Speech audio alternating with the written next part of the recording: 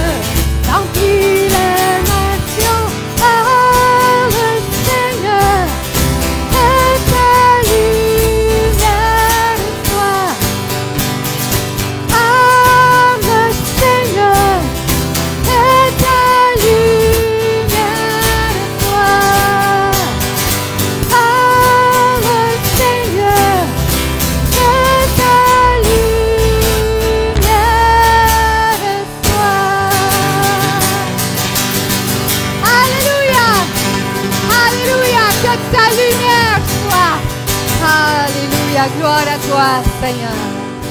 Alléluia. Dans 1 Pierre 2:9, on peut lire, vous êtes une race élue. Vous êtes un sacerdoce royal, une nation sainte, un peuple acquis, afin que vous annonciez les vertus de celui qui vous a appelé des ténèbres à son admirable lumière. Alléluia! Dans Ésaïe 79, on peut lire, « L'Éternel sera ta lumière à toujours, ton Dieu sera ta splendeur. » Oh, gloire à toi, Seigneur. Oui, Éternel, fais luire ta face sur chacun de nous. Accorde-nous ta grâce, Seigneur, de révéler ta gloire, Seigneur, partout ce qu'on va, en tout lieu, en tout temps, Seigneur. Oh oui, que ton royaume avance, Seigneur. Que ta volonté soit faite dans nos cœurs, dans nos vies, Seigneur. Oh, glorifie ton nom, Seigneur Jésus.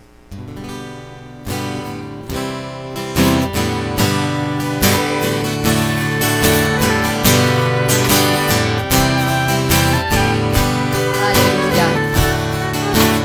Seigneur, par la clarté de ton âme. Ce que tu veux que l'on soit, Seigneur. Oui, nos yeux sont fixés sur toi, Jésus, notre lumière.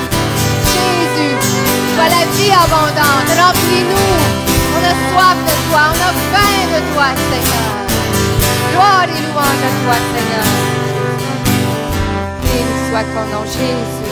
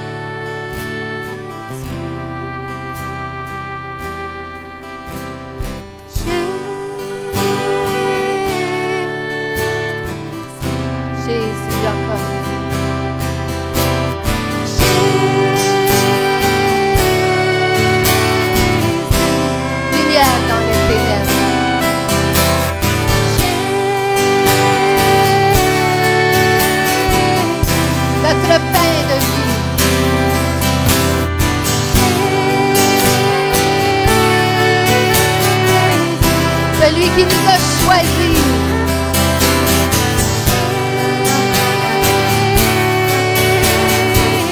Celui qui nous envoie.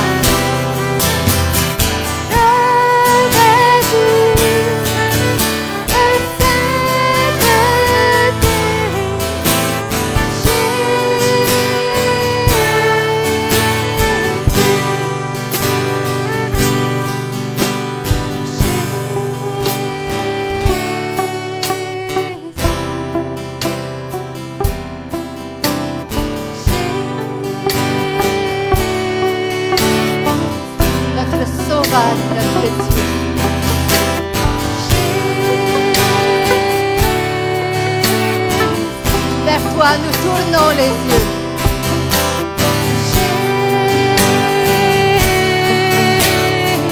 Ressuscité.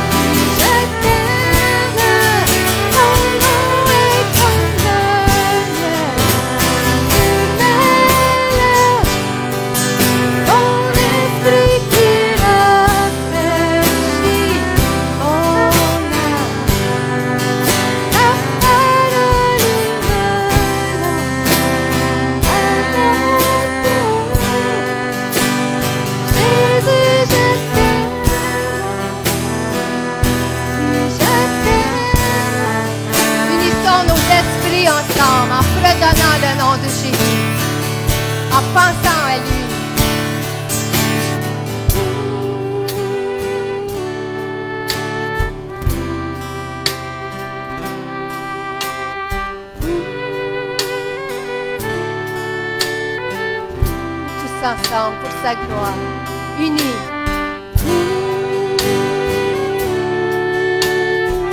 Nous sommes un seul corps.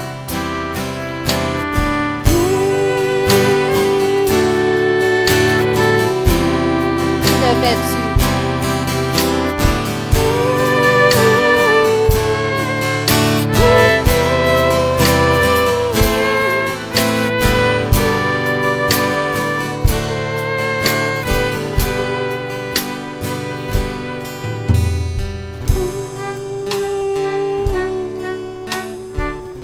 À toi la gloire, Jésus.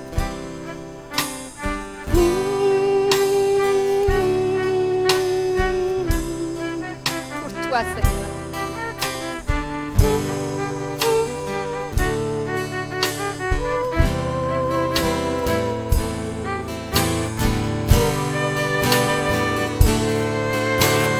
Oh non.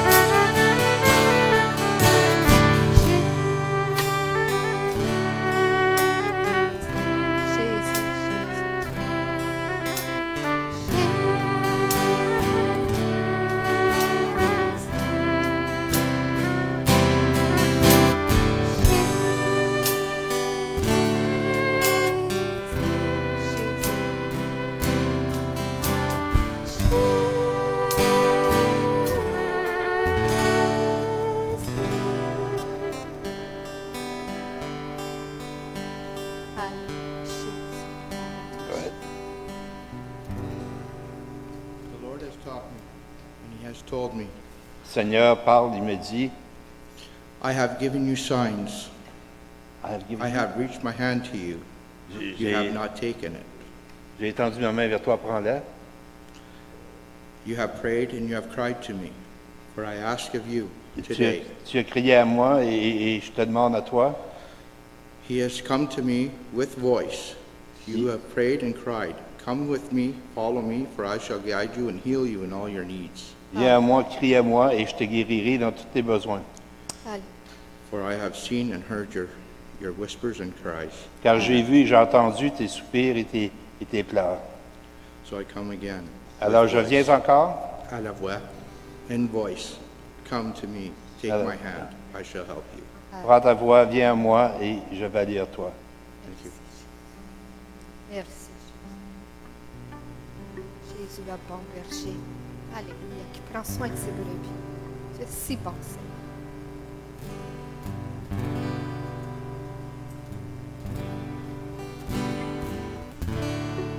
Nous t'adorons, Seigneur. Merci pour tous tes soins, tous tes miracles, toutes tes promesses accomplies.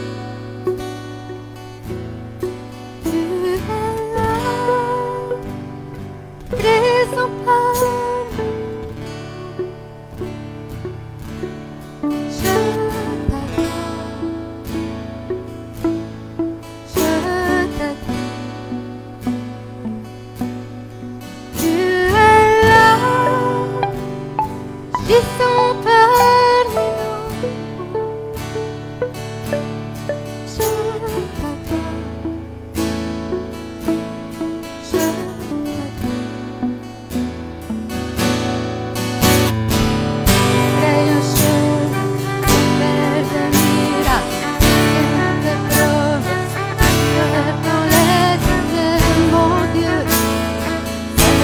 que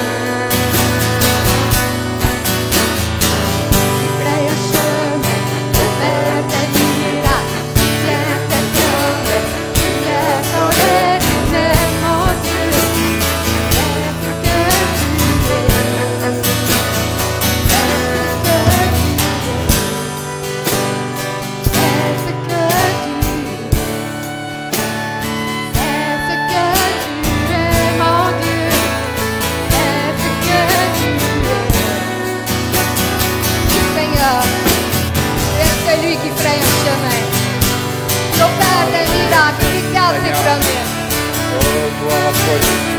Béni soit ton nom. Merci, Nous te Éternel. louons, nous t'adorons. Tu es si grand, si fidèle.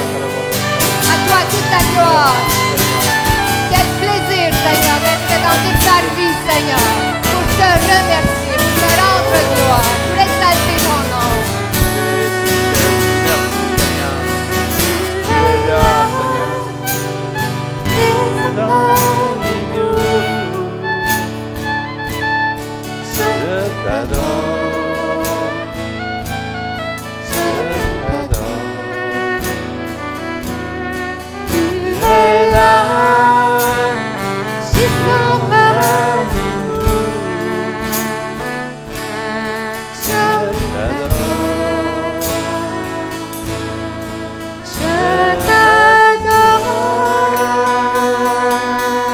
Alléluia. Oui, Seigneur, nous t'adorons, Seigneur.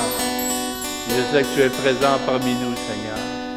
Parce que tu l'as dit que tu ne nous abandonneras jamais. Tu seras avec nous jusqu'à la fin, Seigneur. Je te remercie, Seigneur Dieu, parce que c'est toi qui ferais le chemin, Seigneur. C'est toi qui guéris, Seigneur. Seigneur, c'est toi qui relèves, Seigneur. C'est toi qui reconstruis, oh Dieu. Et Seigneur, on met toute notre confiance en toi, Seigneur. Parce que tu es le grand je suis, Seigneur. À toi toute la gloire, l'honneur, Seigneur. Alléluia. Merci, Seigneur. Alléluia. Merci, Seigneur. Vous pouvez vous asseoir.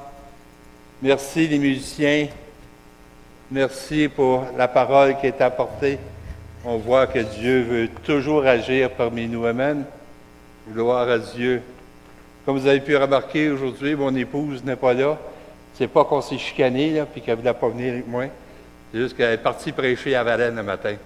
Fait qu'elle est à l'extérieur de la ville, partager la parole. Fait que, alors, c'est ça, on va se voir un peu plus tard cet après-midi. Mais je suis juste privilégié d'avoir une épouse qui partage la parole un peu partout également. Gloire à Dieu. La semaine passée, juste en passant lundi soir prochain, pas demain, mais dans l'autre, on recommence le sentier de la restauration. S'il y en a qui sont intéressés, s'il vous plaît, laissez-moi savoir. Claude Dubois et moi, on allons être les facilitateurs, les animateurs de cette soirée. Et c'est toujours une bénédiction pour ceux qui prennent ce cours-là. Moi-même, après l'avoir donné, je ne sais pas combien de fois, que je trouve ça réellement bénissant. Et j'en retire encore des choses et ça me, disons que ça me rappelle des choses et c'est très bon. Alors, ce matin, on veut continuer sur armer pour reconstruire les cœurs.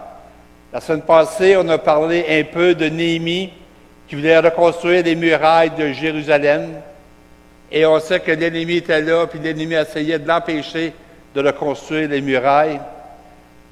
Et à ce moment-là, Néhémie a dit qu'il y en a qui travaillaient un outil à la main, puis dans l'autre, c'était le glaive ou l'épée, ils étaient armés selon ce qu'ils avaient. Alors, puis ils veillaient en même temps, travaillaient et veillaient. Et je crois que nous, en tant qu'enfants de Dieu, en tant que chrétiens, nous devons être pareils. Tout comme Néhémie et ses collaborateurs qu'il y avait dans le temps. Je crois réellement que les chrétiens qui veulent s'impliquer dans la reconstruction des cœurs. Et par ça peut être de différentes façons. Ça peut être à travers l'évangélisation, la consolidation des cœurs, c'est-à-dire en faire des disciples aussi. Ou ça peut être de différentes façons. Il y a des esprits des cœurs qui sont abattus, des gens qui sont dans les ténèbres et ont besoin d'en ressortir. Ils ont le cœur brisé. Et je crois que Dieu nous place là pour nous aider à reconstruire, pour qu'on puisse les aider à reconstruire les cœurs. Mais aussi, on doit s'attendre, comme dans le temps de Néhémie, il y avait des attaques de l'ennemi. L'ennemi veut nous empêcher de faire grandir le royaume de Dieu. Comme Sanballat et tout ça, dans le temps de Néhémie, faisait tout pour empêcher Néhémie de reconstruire les murailles. Alors, on doit s'attendre à ce qu'il va y avoir des attaques de l'ennemi, des attaques spirituelles. Alors, à ce moment-là, il faut être armé. Mais on a les armes de Dieu à notre disposition.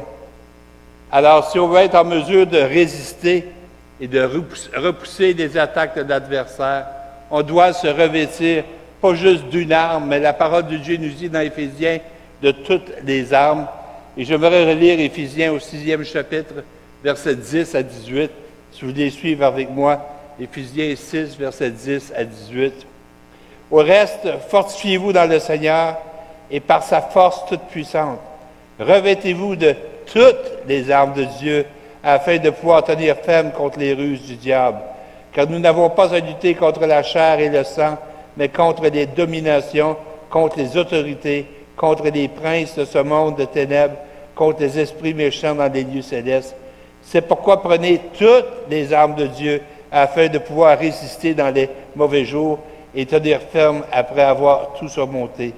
Tenez donc ferme, ayez à vos reins la vérité pour ceinture, revêtez la cuirasse de la justice, mettez pour chaussure à vos pieds ailes que donne l'évangile de paix. Prenez par-dessus tout cela le bouclier de la foi, avec lequel vous pourrez éteindre tous les traits enflammés du malin. Prenez aussi le casque du salut et l'épée de l'Esprit qui est la parole de Dieu.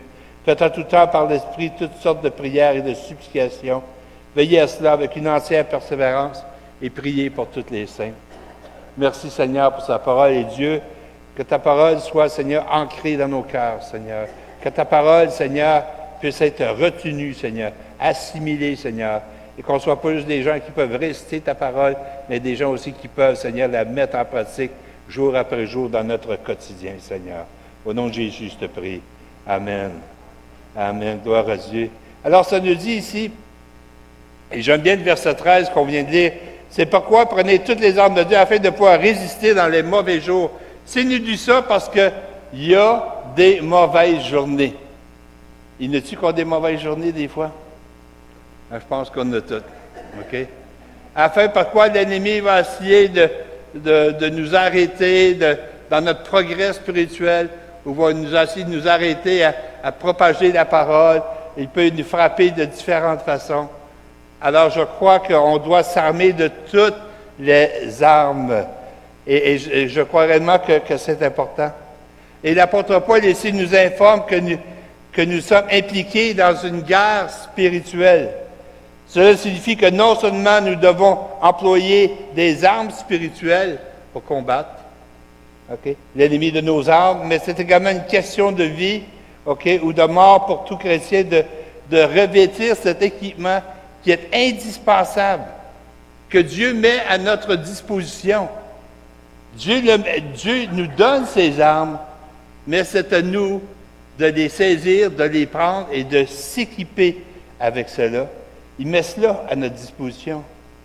Il nous a demandé non seulement de porter cette armure, mais de savoir l'utiliser également.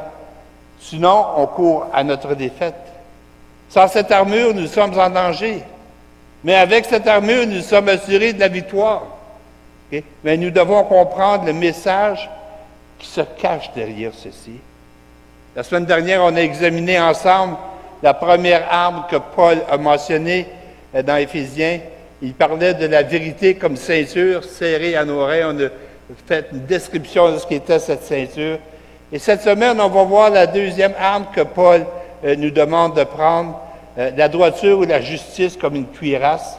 Et Éphésiens 6,14 nous dit bien, « Tenez donc ferme, ayez à vos reins la vérité pour ceinture, et revêtez la cuirasse de justice. » Et on peut voir une photo, la prochaine, je crois, une cuirasse. C'était pour protéger le corps. Ça pouvait être en cuir très épais, ou c'était en morceaux métalliques. Pour le soldat romain, la cuirasse était également une pièce très importante. Et Paul connaissait bien l'armure du chrétien parce qu'il était attaché, enchaîné à un soldat romain pendant une bonne période de temps.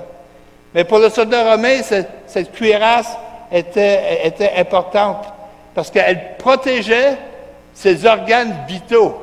Elle protégeait son cœur, protégeait ses poumons, protégeait ses reins. Alors, il y avait une fonction spécifique parce que des organes vitaux, s'ils ne vont pas, bien, on court à notre perte. Alors, pour nous, la cuirasse de justice est là pour quelque chose. Le cœur, les poumons, l'estomac, tout ça, OK? Et le point que Paul veut faire ressortir ici, c'est que la cuirasse de justice est une pièce indispensable que le chrétien doit revêtir. Et on n'a pas à avoir peur il y en a-tu qui ont déjà été au magasin, acheter de quoi? Vouloir acheter une chemise ou un pantalon, puis vous n'en trouvez pas de votre grandeur. C'est-tu déjà arrivé, ça? Moi, ça m'arrive souvent. OK? Des fois, je ne comprends pas, des fois, c'est trop petit un peu. Mais encore là, il y a des magasins spéciaux comme Maximus, tu peux en avoir pour des hommes qui sont bien faits. Alors, mais il faut dire qu'avec le Seigneur, il ne manque pas de grandeur. Tu peux avoir une cuirasse de justice faite sur mesure pour toi. Je me souviens, étant plus jeune, lorsque je travaillais dans des bureaux et tout ça, j'avais un tailleur, Jackie, je l'appelais, et je pouvais aller là, puis j'étais un ami, puis il me faisait des habits faits sur mesure. Et ça me faisait comme un gant.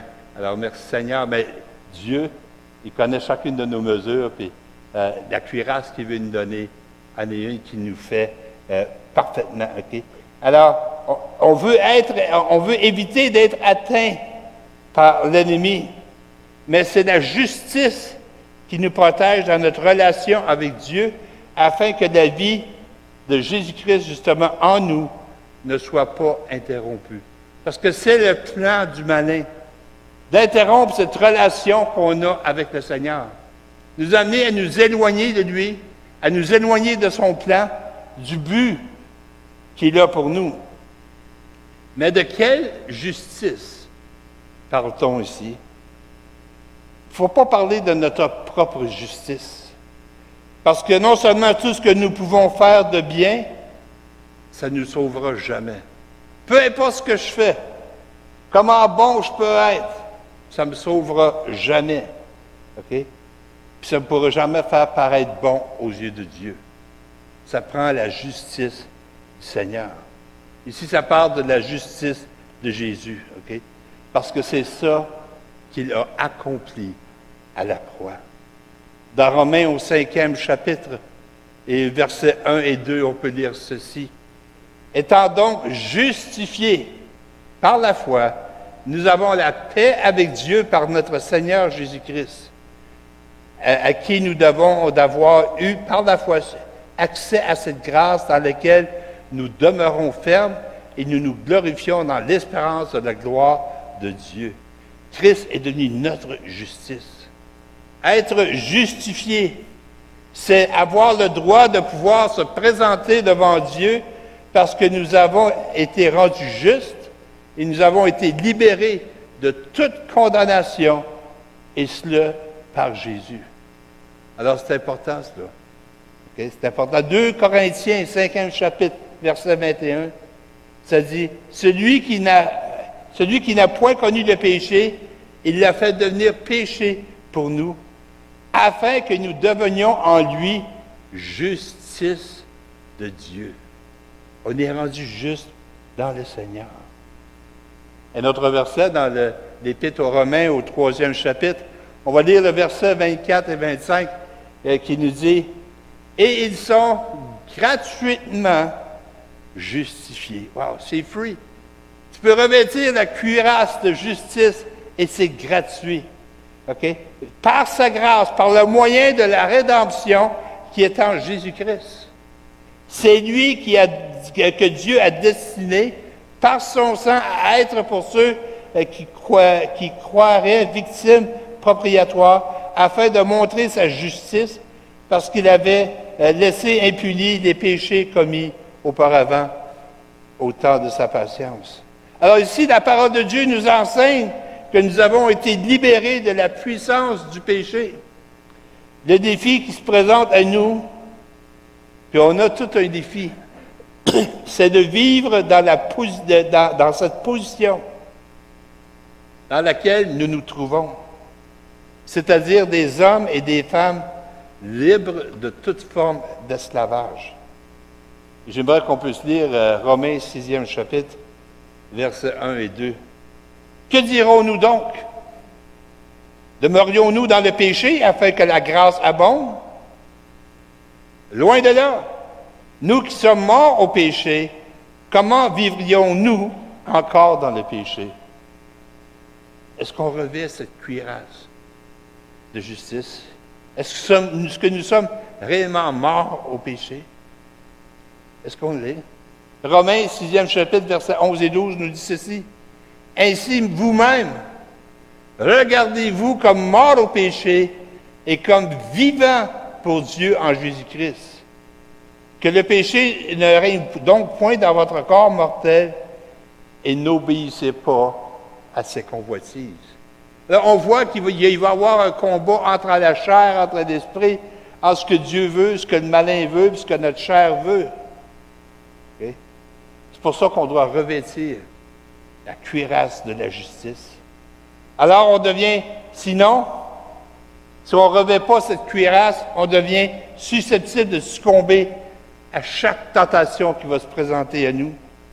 Parce qu'on va essayer de lutter par nos propres forces. Et c'est ça le problème. Trop souvent, on met comme Dieu de côté. On dit, je suis capable seul. Hein? On voit des enfants qui ont cette attitude-là des fois. Je suis capable, je vais m'arranger, tu vas voir. Non, je n'ai pas besoin de ton aide. Mais je pense qu'avec Dieu, des fois, on est comme cela. On ne regarde pas à lui, on ne se sert pas de la force que lui nous donne, mais on essaie de notre propre force. Et c'est ça qu'il ne faut pas faire. Il faut dépendre de sa force à lui, jour après jour. Alors, Paul nous rappelle qu'il faut chercher réellement notre force dans notre union, dans l'unité qu'on a avec le Seigneur, dans sa puissance à lui, et cela en prenant toutes les armes que Dieu nous donne, afin de pouvoir tenir bon contre les ruses du diable, parce que le diable est rusé. Et je sais que Néhémie, il nous dit, je crois que c'est dans, je ne l'ai pas à l'écran, mais dans Néhémie au 8e chapitre, ça nous dit, la joie, il y a une joie qui vient du Seigneur. Elle va nous donner la force. Mais on a besoin de marcher avec cette cuirasse de justice. Mais malheureusement, beaucoup de gens perdent leur joie. Ils sont incapables de résister à la tentation parce qu'ils oublient de prendre sur eux toutes les armes que Dieu donne. Est-ce qu'on est bien armé? Avez-vous tout cet équipement? La semaine passée, on a parlé de la ceinture, aujourd'hui de la cuirasse. Et dans les semaines à venir, on va parler des autres armes que Paul mentionne. Mais souvent, c'est qu'on oublie notre position. On oublie qui nous sommes en Jésus-Christ. Avant de connaître Christ, j'étais perdu. Avant de connaître Jésus-Christ, j'étais dans les ténèbres. Mais depuis que je connais Christ, je suis quelqu'un de spécial. Je suis, et vous aussi, on est des élus de Dieu. Et Dieu a un plan pour chacun de nous. Dieu a un plan pour son Église. Je crois que réellement Dieu a un plan pour cette communauté. Mais pour en arriver là, on doit saisir et prendre toutes les armes que Dieu a, que Dieu met à notre disposition. Mais beaucoup de gens oublient la position qu'ils ont en Jésus-Christ. Ils oublient qu'ils sont plus que vainqueurs en Jésus-Christ. Et je prends un exemple comme Gédéon. Gédéon était quelqu'un comme cela. Gédéon est l'image du chrétien qui appartenait au peuple de Dieu parce que Gédéon faisait partie du peuple de Dieu. Mais c'est quelqu'un qui vivait dans l'abattement. C'est quelqu'un qui vivait dans la défaite parce qu'il avait oublié ce qu'il représentait et ce qu'il était aux yeux du Seigneur. Et j'aimerais qu'on puisse prendre le temps de lire dans Juge au 6e chapitre. On va lire du verset 12 au verset 16, qui nous dit, « L'ange de l'Éternel lui apparut et lui dit, « L'Éternel est avec toi, vaillant héros. » Juste ça, ça commence bien une conversation, ça. Hein? L'Éternel est avec toi, vaillant héros. Wow! Gédéon lui dit, « Ah, mon Seigneur, si l'Éternel est avec nous, pourquoi toutes ces choses que nous... on va ajouter une lettre, OK? Sont-elles arrivées? Et où sont tous ces prodiges que nos pères nous racontent? Quand ils disent, l'Éternel ne nous a-t-il pas fait monter hors d'Égypte? Maintenant, l'Éternel nous abandonne et nous livre entre les mains de mendiants. L'Éternel se tourna vers lui et dit, va avec cette force que tu as et délivre Israël de la main de mendiants. N'est-ce pas moi qui t'envoie? Gédéon lui dit, ah, mon Seigneur, avec quoi délivrerai-je Israël?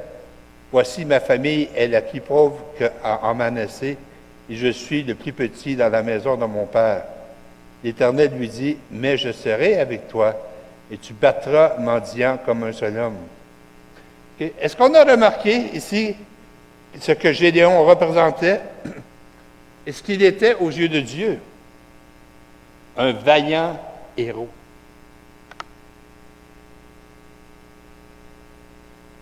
Où se trouvait Gédéon lorsque l'ange lui a apparu? Il était caché dans le pressoir à raisin, mais là, il était en train de battre du blé afin de ne pas être vu par les Mandianites. Il avait peur il avait peur. Quel vaillant héros! Il était caché. Il avait peur. Pourtant, Dieu avait un plan pour lui. Comme Dieu a un plan pour chacun de nous. Regardez au verset 13. Gédéon lui dit, « Ah, mon Seigneur, si l'Éternel est avec nous, pourquoi ça nous arrive? » Est-ce qu'on n'est pas comme ça des fois? Seigneur, je t'aime.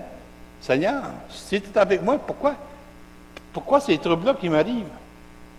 Pourquoi ma famille est comme ça? Pourquoi j'ai perdu ma job? Pourquoi que... On a bien des questions. Et je crois que trop de chrétiens vivent dans l'abattement. Trop de chrétiens n'ont pas cette joie. Ils vivent, OK? Ils oublient ce que Dieu a fait dans le passé. Je pourrais demander à chacun de vous, viens, partage-nous ce que Dieu a fait pour toi dans le passé. Et sans doute que vous auriez toute une histoire différente une de l'autre. Mais ça serait édifiant, enrichissant. Vraiment enrichissant. Mais alors, lorsque vient des fois un problème, une difficulté, on a tendance à oublier ces moments-là. Mais s'il y a un temps qu'on devrait se rappeler, c'est bien là. Se rappeler ce que Jésus a fait. Ce qu'il a fait à la croix pour nous. Et ce qu'il a fait par la suite. Il l'a tellement fait pour moi que je pourrais passer toute l'heure à vous raconter des merveilleuses choses que Jésus a fait.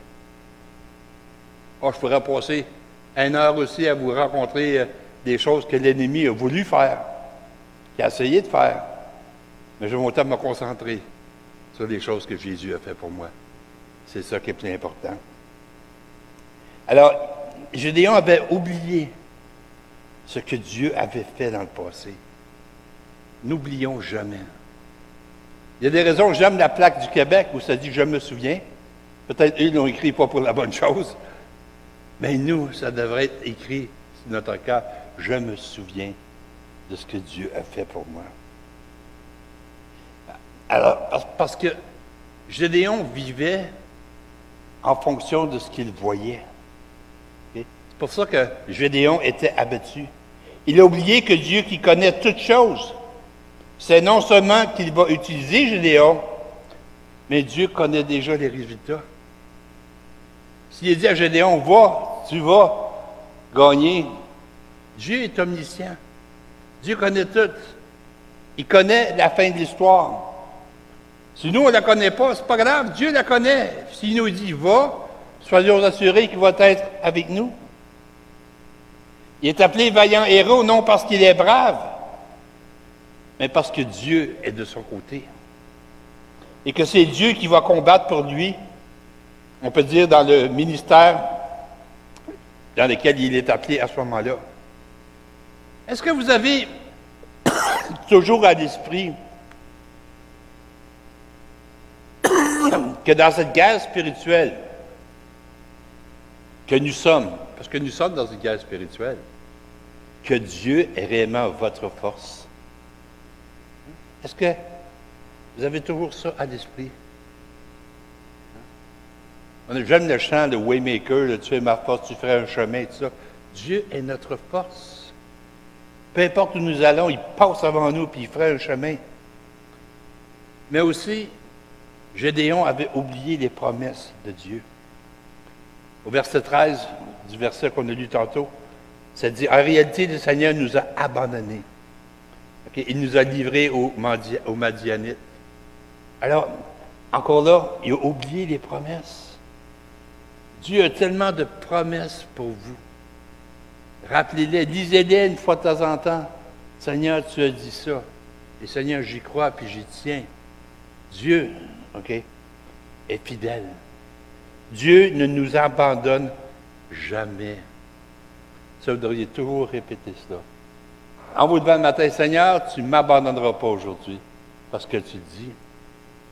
Au psaume, au 9e chapitre, certaines versions, ça peut être le verset 11, mais au verset 9, au chapitre 9, verset 10, comme je dis dans certains, c'est verset 11, ça dit « Ceux qui connaissent ton nom se confient en toi. » Et voici la partie que j'aime tellement.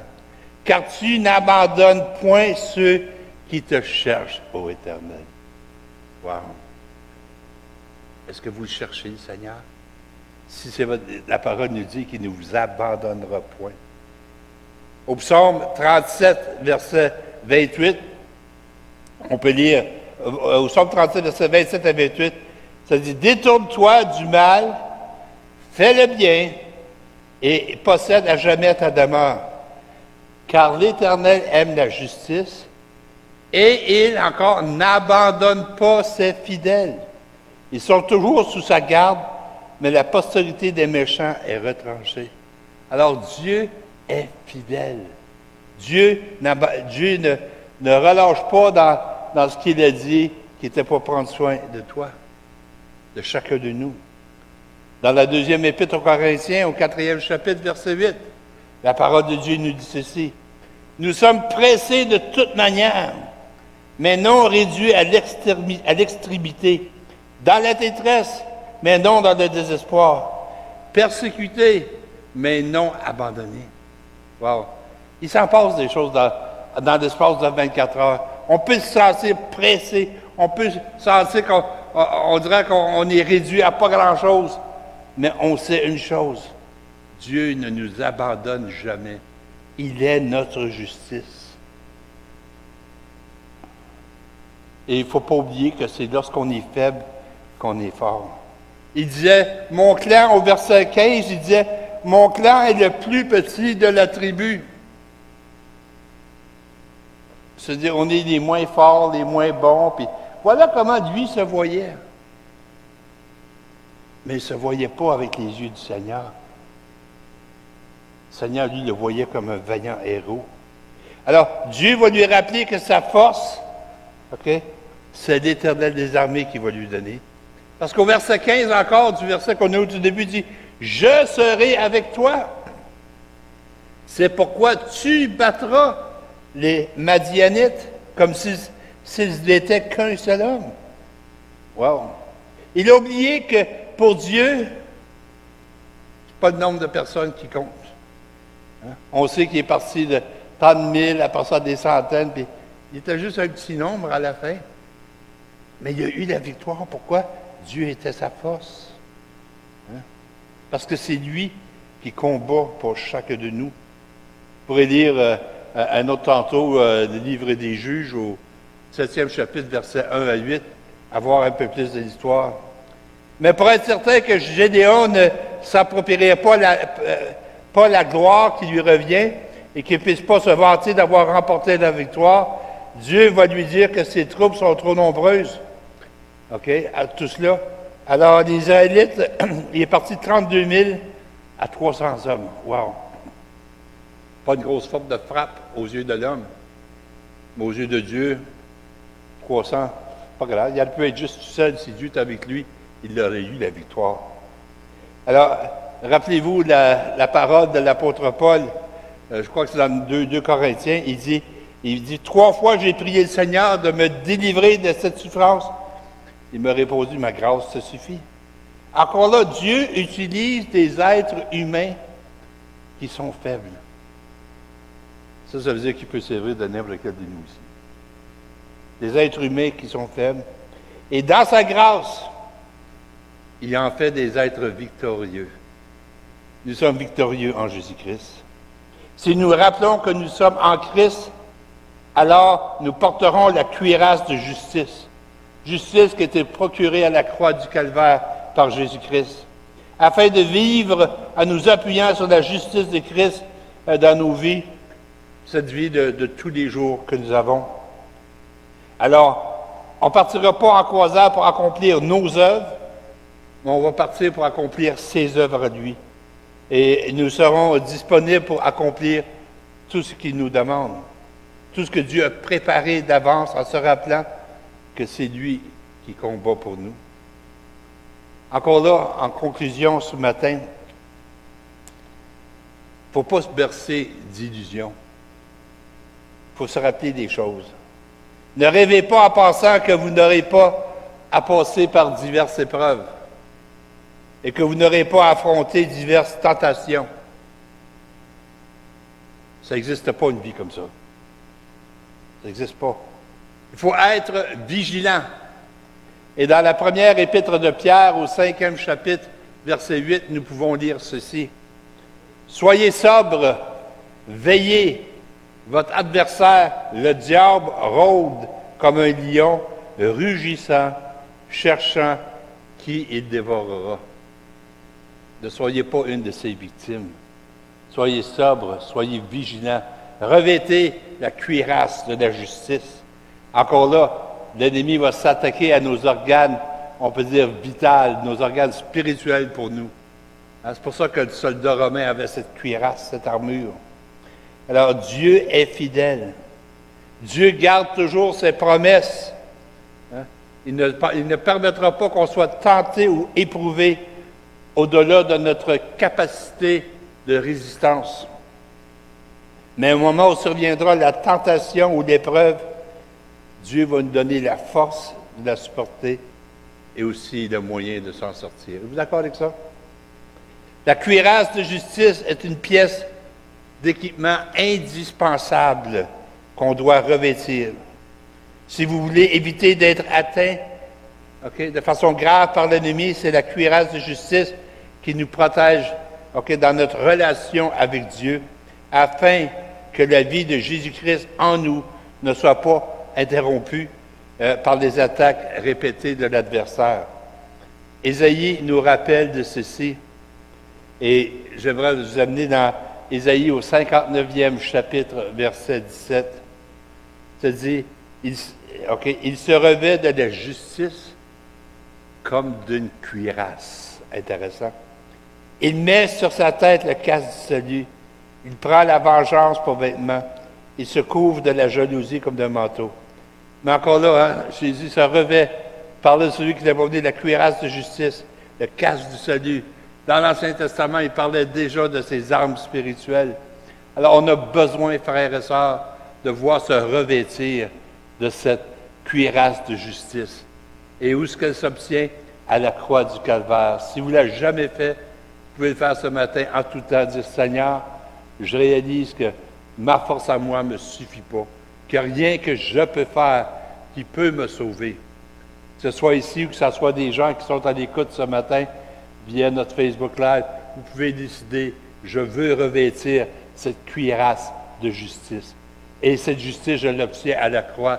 Seigneur, je me tiens à la croix ce matin et je te demande, Seigneur, de me revêtir de cela, Seigneur. Seigneur, que je ne marche plus par ma force, mais par ta force, Seigneur. Et que je puisse marcher avec cette joie, jour après jour, cette joie que toi, tu vas me donner, sachant qu'en toi, je suis vainqueur. Vous pouvez le faire. Là, tous les matins, réalisez quand vous vous levez, demandez à Dieu de vous aider à revêtir cette cuirasse. C'est Denzel Washington qui disait, alors qu'il parlait à l'université chrétienne à la graduation des gens, il disait, quand tu te couches le soir, c'est nous, celle-là, mettez vos pantoufles loin en dessous du lit. Comme ça, quand vous allez vous lever le matin, vous allez devoir vous mettre à genoux pour aller chercher vos pantoufles. Et pendant que vous êtes là, prenez le temps de prier Dieu, qu'il soit avec vous tout au long de cette nouvelle journée. Amen. Ça, vous pouvez le faire n'importe quoi. Levons-nous et prions ce matin. Alléluia. Seigneur Dieu, merci Seigneur pour ta parole. Merci Seigneur pour, Seigneur, ces armes spirituelles que tu mets à notre disposition, Seigneur. Et ma prière au Dieu, c'est que chacun de nous qui sont ici ou qui nous voient ce matin, qu'on puisse, Seigneur, se revêtir de chacune de ces armes, de ne pas en laisser de côté, en oublier. Parfois, ils peuvent être pesants, Seigneur, c'est pas facile. Tout revêtir une armure, Seigneur. Mais elle est là pour une raison, Seigneur. Et Seigneur, chacune de ces armes est faite sur mesure pour chacun de nous, Seigneur. Et ma prière au Dieu, c'est que personne, Seigneur, ne fait en sorte, Seigneur, qu'ils ne la prennent pas, Seigneur. Qu'ils puissent saisir, Seigneur, ces armes que tu mets là, Seigneur Dieu. Alors, Seigneur, aide-les à comprendre, aide-les à saisir, Seigneur. Qu'on ne soit pas, Seigneur, des cibles faciles de l'ennemi, mais qu'on soit, Seigneur, des vaillants héros, nous aussi, Seigneur, allant de l'avant, Seigneur, étant pleinement armés pour accomplir chaque mission que tu as pour nous, Seigneur Dieu. On vit dans un monde, Seigneur, où les gens ont le cœur brisé, le cœur abattu, Seigneur. Les gens ont perdu leur joie. Et tu veux te servir de nous, Seigneur, pour reconstruire ces cœurs, Seigneur. Mais donne-nous de faire comme Néhémie alors qu'il rebâtissait les murailles de Jérusalem, de travailler, Seigneur, un outil à la main et une arme à l'autre, Seigneur. Et de veiller, Seigneur, d'être vigilant, Seigneur. Alors je te prie, Seigneur, d'accompagner chacun, Seigneur, en ce début de nouvelle semaine. Je te prie de les garder, de les fortifier. Et je prie que tu sois leur force et leur joie. Au nom de Jésus, je prie. Le peuple de dire Amen. Soyez bénis. Allez avec la joie du Seigneur et revêtez. Cette armure est à votre disposition et c'est gratuit. Que Dieu vous garde.